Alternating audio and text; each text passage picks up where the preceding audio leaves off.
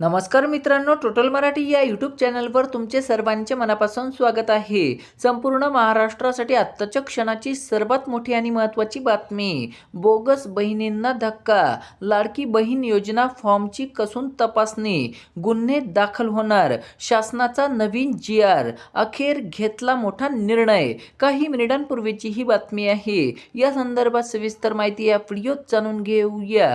तत्पूर्वी तुम्ही टोटल मराठी या यूट्यूब चॅनलवर नवीन असाल तर खाली दिलेल्या लाल रंगाच्या सबस्क्राईब बटनावर क्लिक करा आणि समोरील बेल आयकॉन क्लिक करा, जेणेकरून अशाच प्रकारचे नवनवीन आणि माहितीपूर्ण व्हिडिओ तुमच्यापर्यंत सर्वात आधी पोहोचतील। तर चला, काय बातमी आहे सविस्तर जाणून घेऊया।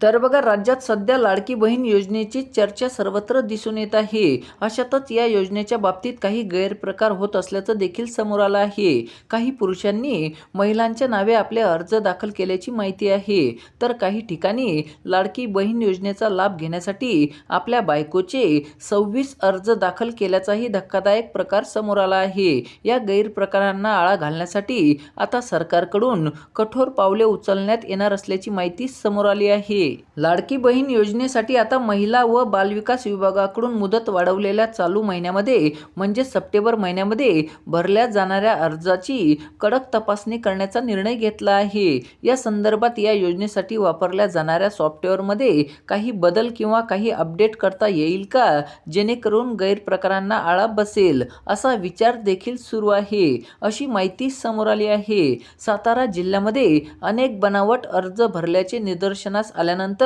आता हा निर्णय घेण्यात आला आहे। त्याचबरोबर अर्जाबाबत होणारे गैरप्रकार आढळून आल्यास संबंधितावर गुन्हे दाखल करण्याचा इशारा विभागाकडून देण्यात आला आहे।